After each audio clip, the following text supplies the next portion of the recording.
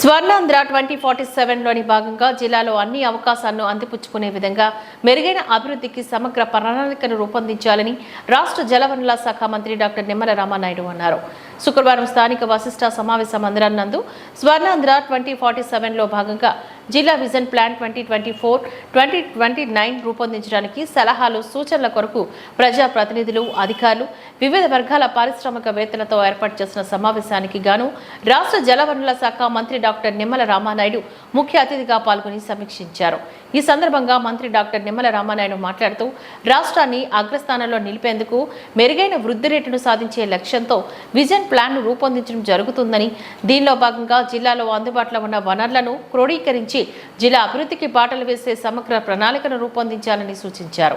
ప్రధానంగా వ్యవసాయము, aqua, coconut, సముద్ర తీర ప్రాంతాల్లో టూరిజం, టెంపుల్ టూరిజం తదితర అంశాలను బేరీజ్ వేసుకుని జిల్లా అభివృద్ధికి ఉత్తమ ప్లాన్ను తయారు చేయాలని అన్నారు. సింగపూర్, మలేషియా, ఇండోనేషియా దేశాల్లో కొబ్బరి ఒక ప్రధాన వనరుగా ఉందని చెప్పారు. ఉదాహరణకు మటన్, చికెన్తో పాటు స్థానికంగా రొయ్యల వినియోగం పెరిగించేందుకు కూడా రొయ్యలతో కొత్త రకాల వంటకాలను తయారు చేయడం, మార్కెటింగ్ చేయడం, కొబ్బరి పీచుతో ప్రత్యామ్నాయ ఉత్పత్తులు తయారు చేయడం, వ్యవసాయ పరిశోధనలో బియ్యం, నూక, తవుడు వంటి ఉత్పత్తులు కాకుండా కొత్తవి అన్వేషించి అమల్లోకి తీసుకురావడం వంటివి ఆలోచన చేయాలని హితవు పలికారు. టూరిజం అనగానే కొడైకెనాల్, ఊటీ గుర్తుకు వస్తాయని, దానికి మించి మన జిల్లాలో టూరిజం అభివృద్ధికి విస్తారమైన గోదావరి తీరం ఉందని చెప్పారు. మనకి ఎంతో సహజ సిద్ధమైన అందమైన తీర ప్రాంతం ఉందని, టూరిజంతో పాటుగా టెంపుల్ టూరిజాన్ని మిళితం చేసి టూరిజాన్ని అభివృద్ధి చేయాలని అన్నారు. దీనికి ప్రత్యామ్నాయంగా హోటల్స్, రెస్టారెంట్స్, స్థానిక ఉపాధి అవకాశాలు మెండుగా అభివృద్ధి చెందుతాయని పేర్కొన్నారు. జిల్లా అభివృద్ధికి ప్రధానంగా పరిశ్రమలు, వ్యవసాయం, లా అండ్ ఆర్డర్, రహదారులు బాగుండాలని అన్నారు. మన జిల్లాలోని ఎక్కువగా కాలువలకు ఆనుకుని రోడ్డు మార్గాలు కొనసాగుతాయని, దీనివల్ల రోడ్లు త్వరగా దెబ్బతినడం జరుగుతోందని అన్నారు. ముందుగా రోడ్డు పక్కన సీసీ వాల్స్ ప్రపోజ్ చేసి రోడ్ల నిర్మాణాలను చేపట్టాలని సూచించారు. ఆరోగ్యం బాగుంటేనే అభివృద్ధి సాధించగలమని, స్థానికంగా ఉన్న ప్రభుత్వ హాస్పిటల్లో మెరుగైన సేవలను ప్రజలకు అందించాలని హితవు పలికారు. విద్యతోనే రాణించగలమని, యువతకు ఉపాధి మార్గాలు కల్పించే దిశగా నైపుణ్యాభివృద్ధి సర్వే పకడ్బందీగా నిర్వహించాలని పిలుపునిచ్చారు. జిల్లాలోని రైతాంగానికి పెద్దపీట వేస్తున్నామని, దీనిలో భాగంగా కాల్వలు, డ్రైన్లు ప్రక్షాళన, 80% సబ్సిడీతో డ్రోన్స్ ను అందుబాటులోకి తీసుకురావడం వంటివి చేపట్టనున్నట్లుగా తెలిపారు. ధాన్యం కొనుగోలు కూడా మెరుగైన వ్యవస్థను రూపొందించడం జరిగిందని, రైతు తనకు నచ్చిన మిల్లును ఎంపిక చేసుకునే అవకాశం కల్పించడం జరిగిందని చెప్పారు. పౌల్ట్రీ, కొబ్బరి అనుబంధ పరిశ్రమల అభివృద్ధికి ఆలోచన చేస్తున్నాము అని తెలిపారు.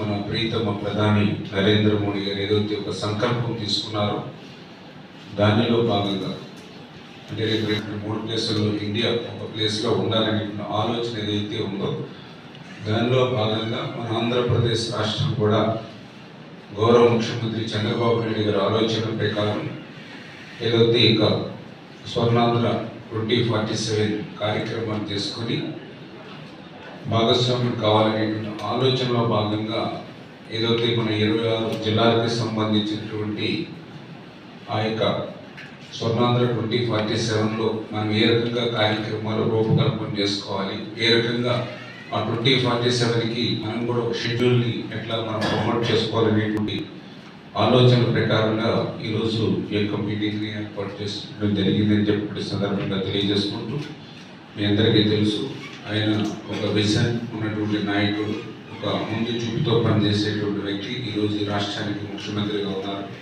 ఆయనకి తోడుగా ఈరోజు పవన్ కళ్యాణ్ గారు మరి ఉన్నటువంటి విషయం వీరిద్దరికీ నరేంద్ర మోడీ గారి యొక్క ఆశీస్సులతో, ఎందుకంటే ఇవాళ ఆంధ్రప్రదేశ్ రాష్ట్రం ఏదైతే వ్యవసాయంలో మనందరం కూడా చూసాం.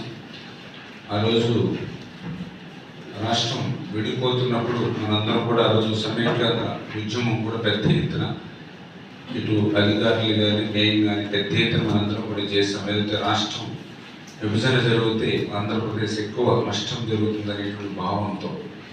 కానీ ఈరోజు చూస్తే 2014 రాష్ట్ర విభజన కంటే కూడా 2019-24 గత ప్రభుత్వ పాలన వల్ల ఈ రాష్ట్రం ఎక్కువ నష్టపోయేటువంటి పరిస్థితి ఈరోజు మనందరికీ కూడా అర్థమవుతున్నటువంటి పరిస్థితి.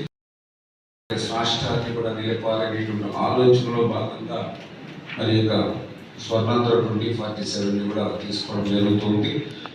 ఏదైతే ఇంకా 2024-29 ఈ 5 సంవత్సరాల్లో మరి ఎవ్రీ మినిమం ఒక 15% వృద్ధి రేటు ఉండేటువంటి విధంగా ఒక ప్రణాళిక చేసుకోవాలనేటువంటి ఆలోచనతో ఈ యొక్క స్వర్ణాంధ్ర మరి 2047 రూపకల్పన చేసుకోమని చెప్పడం జరుగుతుంది.